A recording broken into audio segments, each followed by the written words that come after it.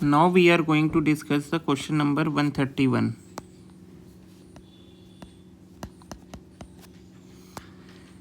Question number 131 is we have to find out the limit x goes to 0, 1 minus cos x upon x square. If we put limit here, तो cos 0 की value 1 हो जाएगी. It means 1 minus 1 is equal to 0 and denominator भी क्या बन जाएगा 0. तो ये 0 अपॉन 0 की फॉर्म बन गई. तो हम क्या अप्लाई करेंगे एल हॉपिटल रूल. ठीक है, तो इससे क्या आ जाएगा, हम न्यूमिनेटर का अलग से डेरिवेटिव करेंगे विथ रिस्पेक्ट टू एक्स और डिनोमिनेटर का अलग से डेरिवेटिव करेंगे with respect to x. So we will get limit x goes to 0, 1 minus, तो डेरिवेटिव करना है तो यहाँ क्या आ जाएगा 1 का डेरिवेटिव 0 माइनस कॉस एक्स का डेरिवेटिव माइनस का साइन एक्स, तो माइनस माइनस प्लस का साइन एक्स बन जाएगा अपॉन का क्या बन जाएगा 2x बन जाएगा. 1/2 कांस्टेंट है, ये कहाँ आ जाएगा बाहर आ जाएगा. लिमिट x गोज टू 0, ये क्या बन जाएगा साइन एक्स अपॉन x बन जाएगा. और हमें पता है इसकी वैल्यू क्या होती है 1 होती है. तो हमारा आंसर क्या आ जाएगा 1/2. तो which option is true, option B is true. Option B is true. Now come to the question number 132. We have to find out the function f of x and we have to check it out कि this is continuous or differentiable or not.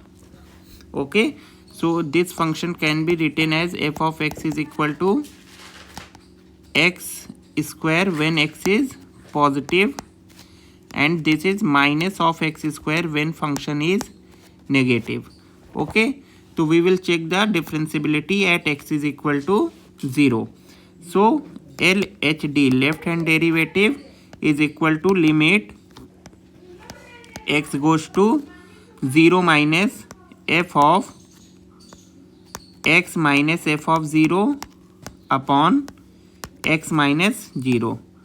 Let x is equal to 0 minus h. So limit this will become h goes to 0 f of 0 minus h minus f of 0 upon 0 minus h minus 0. 0 minus H मतलब 0 से भी कम, तो कौन सा function work करेगा minus of x square.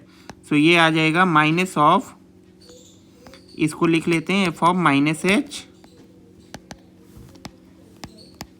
Minus f of 0 upon minus h. तो f of minus h will become minus of h square minus 0 upon minus h. तो this will become h. Limit h goes to 0 और is equal to 0. Okay, similarly we will find the right hand limit, right hand derivative which is equal to limit x goes to 0 plus f of x minus f of 0 upon x minus 0. Let x is equal to 0 plus h. So this will become f of h minus f of 0 upon h minus 0 which is equal to h. So f of h is nothing but h square minus 0 upon h. तो this is equal to 0. तो left hand derivative is equal to right hand derivative. This implies this function is differentiable at the origin. तो कौन सा option true हो जाएगा, option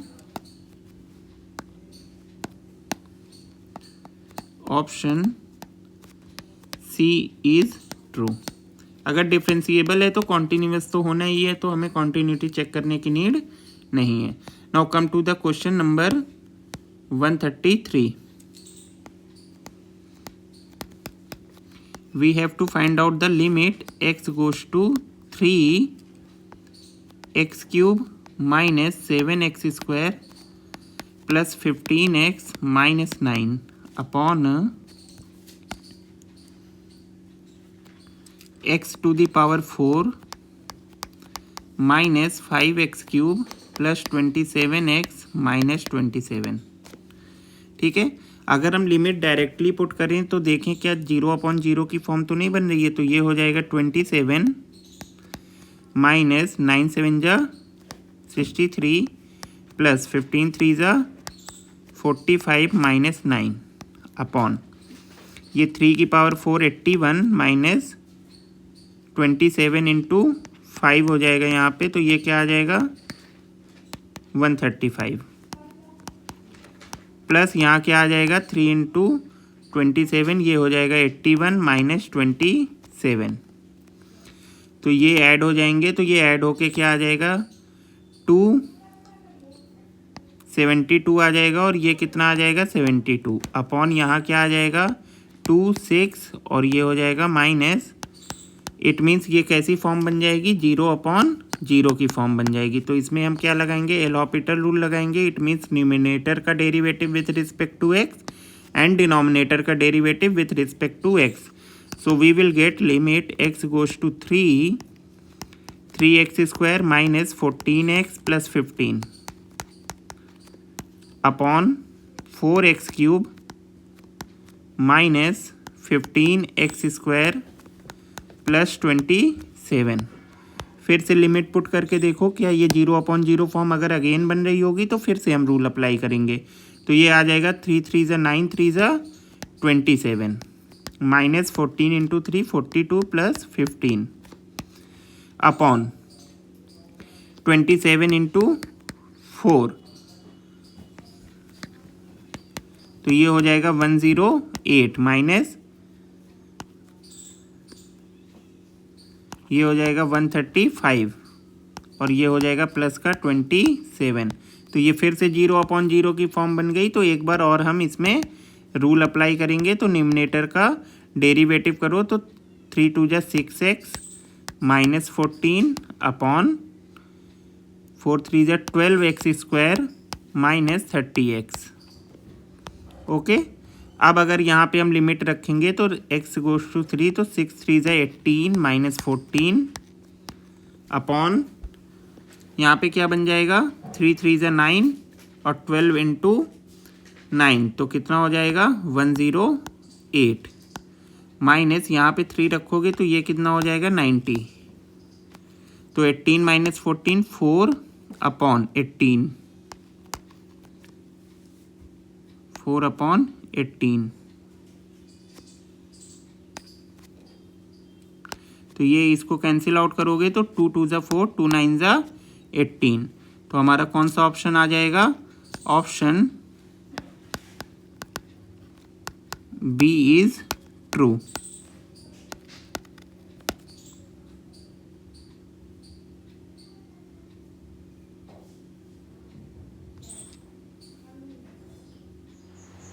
Now come to the question number 134. We have a function f of x is equal to mod sin x. Okay, so हमें बताना है ये function continuous है कहाँ पर है और डिफरेंशिएबल कहाँ पे है। अब आपको पता होना चाहिए कि अगर कोई दो कॉन्टिन्यूअस फंक्शन, फॉर एग्जांपल यहाँ पे f of x पहले से है तो यहाँ कुछ और ले लेते हैं। यहाँ पे ले लो hx which is equal to mod x and gx which is equal to sin x। तो अगर ये दोनों कैसे फंक्शन है, हमें पता है mod x भी कॉन्टिन्यूअस है और sin x भी कैसा है, कॉन्टिन्यूअस फंक्शन है। तो इनका जो कंपोजिशन बनेगा h ऑफ g या g ऑफ h, वो भी कैसा बनेगा, कॉन्टिन्यूअस बनेगा। क्लियर है। तो यहाँ देखिए h of g of x निकालो तो क्या आ जाएगा, h g ऑफ x की वैल्यू क्या है, sin x। तो h ऑफ sin x क्या आ जाएगा, मॉड के अंदर आ जाएगा sin x। क्लियर है। तो h of g of x भी क्या होगा, हमारा कॉन्टिन्यूअस होगा, और यही किसके इक्वल है, आपको दिया गया है f ऑफ x के। तो ये फंक्शन थ्रू आउट क्या है, कॉन्टिन्यूअस है। Now we will check the differentiability of this. अब आपको पता है कि मॉड x कहाँ पे डिफरेंशिएबल नहीं होता, at x is equal to 0 पे, है ना। तो मॉड के अंदर कोई भी फंक्शन कहाँ पे डिफरेंशिएबल नहीं होगा, जहाँ पे वो f ऑफ x क्या हो रहा हो, 0 हो रहा हो। तो एफ ऑफ एक्स क्या है यहाँ पर मॉड के अंदर साइन एक्स, तो sine x is equal to 0 put करो तो एक्स की वैल्यू आपको क्या मिल जाएगी एन पाई। मीन्स इन पॉइंट्स पे हमारा फंक्शन क्या नहीं होगा, डिफरेंशिएबल नहीं होगा। तो कौन सा ऑप्शन आ जाएगा, option B, option B is true. Function is continuous everywhere but not differentiable at x is equal to n pi, तो option B is true. Now come to the question number 135।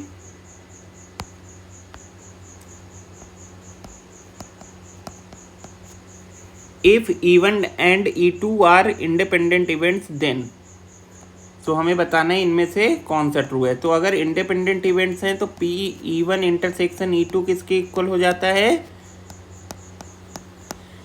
P of E1 into P of E2। Clear है, तो कौन सा option true है, B. तो option हमारा क्या है, ट्रू है ही। अब बाकी हम इसको भी देख लेते हैं, P E1 ओवर E2 ये तो गलत ही हो गया और ये भी गलत हो गया, तो हमारा कौन सा आ गया, ऑप्शन बी इज ट्रू। ये तो डेफिनेशन ही है कि E1 इंटरसेक्शन E2, अगर E1 E2 क्या है, इंडिपेंडेंट इवेंट्स हैं, तो हमारा जो प्रोबेबिलिटी होगी E1 इंटरसेक्शन E2 की, वो इन दोनों के मल्टीप्लिकेशन के इक्वल होगी। तो ऑप्शन बी इज ट्रू।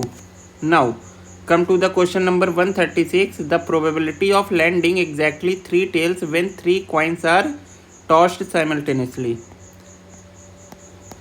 तो एग्जैक्टली कितने हमें टेल्स चाहिए, 3 चाहिए। तो ऐसा एक ही आउटकम बनने वाला है, वो क्या बनेगा, टेल टेल टेल। ये हमारा क्या है, फेवरेबल आउटकम, इसको एफ से डिनोट कर देते हैं। अब टोटल आउटकम देखो कितने बनेंगे, जो सैम्पल स्पेस में मेंबर होगा, तो सैम्पल स्पेस पे कितने मेंबर आएंगे। अगर हम 3 कॉइन को टॉस कर रहे हैं तो हेड हेड हेड फिर हेड हेड टेल, ऐसे करके हर उसके लिए, हर एक कॉइन के लिए 2 चॉइसेस है, तो टोटल कितनी चॉइसेस बन जाएंगी, 8 चॉइसेस बन जाएंगी। क्लियर है, तो हमारा क्या हो जाएगा, टोटल आउटकम कितने आ जाएंगे, 8 आ जाएंगे। इसी तरीके head head tail, head tail tail, है ना, tail tail tail, tail head tail, head tail head, है ना, और टी टी एच, 1 2 3 4 5 6 7, और एक कोई और आ जाएगा, एक कौन सा आ जाएगा, टी एच एच। क्लियर है, तो ये 8 आ जाएंगे। तो हमारी जो प्रोबेबिलिटी हो जाएगी वो क्या हो जाएगी, favourable outcomes, number of favourable outcomes upon number of total outcomes. तो फेवरेबल आउटकम्स कितने हैं हमारे, 1, और टोटल आउटकम्स कितने हैं, 8। तो हमारी प्रोबेबिलिटी क्या हो गई, 1/8। तो ऑप्शन बी इज ट्रू।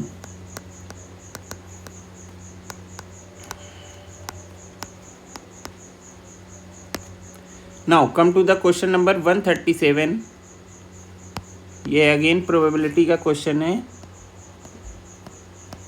तो हमें क्या है, P E2 ओवर E1 हमें क्या गिवन है, 1 गिवन है। क्लियर है, अब हमें ये बताना है इनमें से कौन सी कंडीशन ट्रू है। तो देखो, अगर P E2 ओवर E1 का हम कंडीशनल प्रोबेबिलिटी से फार्मूला ओपन करें तो हमें क्या मिलता है, P of E2 intersection E1 upon P E1 is equal to क्या आ जाएगा, 1 आ जाएगा। तो probability of E2 intersection E1 किसकी इक्वल हो गई, प्रोबेबिलिटी ऑफ E1 की इक्वल। और ऐसा तभी पॉसिबल है जब E1 क्या बन जाए, E1 E2, E1 क्या बन जाए, सबसेट बन जाए E2 का। अगर ये सबसेट बन जाएगा तो E1 इंटरसेक्शन E2 क्या मिल जाएगा हमें, E1 की इक्वल मिल जाएगा। तो इनकी प्रोबेबिलिटी भी आपस में क्या हो जाएंगी, इक्वल हो जाएंगी। इट मीन्स कौन सा ऑप्शन ट्रू हो गया, option A is true. Option A is true. Now come to the question number 138। We have to find the mode of the following data. तो given data is given data is 4 6 5। और mod क्या होता है पहले वो जान लो। Mod होता है ऐसा नंबर जो बहुत बार क्या कर रहा है, खुद को रिपीट कर रहा है मैक्सिमम नंबर ऑफ टाइम्स। तो अगर आप इस गिवन डेटा को देखोगे तो यहाँ 4 कितने टाइम्स आ रहा है, 4 की फ्रीक्वेंसी क्या है 1 2 3, 3 टाइम्स। फिर 6 देखो आप कितने टाइम्स आ रहा है 1 2 3 टाइम्स। फिर आप 5 देखो कितने टाइम्स आ रहा है 1 2 2 टाइम्स। फिर आप 9 देखो कितने टाइम्स आ रहा है 1 2 3 4 टाइम्स। फिर 3 देखो आप कितने टाइम्स आ रहा है, 3 आ रहा है आपका 1 2 2 टाइम्स। फिर 2 देखो आप कितने टाइम्स आ रहा है 1 टाइम। फिर आप 7 देखो कितने टाइम आ रहा है 1 2 3 टाइम्स। फिर 6 तो हो ही गया, 5 भी हमने काउंट कर लिया, 4 9 10 देखो कितने टाइम्स आ रहा है 2 टाइम्स। तो सबसे ज़्यादा क्या आ रहा है 9 आ रहा है, वो भी 4 टाइम्स। तो इसका मॉड क्या हो गया, mod is equal to 4। Oh mod is equal to 9 sorry. तो कौन सा ऑप्शन ट्रू हो गया, ऑप्शन बी इज ट्रू। ठीक है, come to the question number 139। 139 is which of the following is a measure of central tendency. तो central tendency का meaning क्या होता है कि हमें किसको कैलकुलेट करने से सेंट्रल वैल्यू मिलती है, एक ऐसी वैल्यू जो कहाँ पर है, मतलब नियर अबाउट सेंटर के पास है। तो हमें मोड से भी मिल जाती है, ये भी मेजर ऑफ क्या है सेंट्रल टेंडेंसी है। और मीडियन भी है, ठीक है, और मीन भी होता है major of central tendency. But हमारा कौन सा नहीं होता, range major of central tendency का पार्ट नहीं होता। तो इसमें कौन से ऑप्शन ट्रू हो गए, ए और C. So option D is true because यहाँ दो ऑप्शन ट्रू हैं, ए और C. Now come to the question number 140। This is the question of integration. We have to find out the integration of log mod x का whole square upon x dx। तो हम यहाँ late क्या कर लेंगे, let कर लो t बराबर log mod x। तो dt ओवर dx क्या आ जाएगा 1 upon x। So dt is equal to क्या हो जाएगा dx अपॉन x। सो ये बन जाएगा इंटीग्रेशन t का स्क्वायर और dx अपॉन dx, x की जगह dt आ जाएगा, ये हो जाएगा t cube upon 3 plus C. और t क्या है हमारा log mod x का क्यूब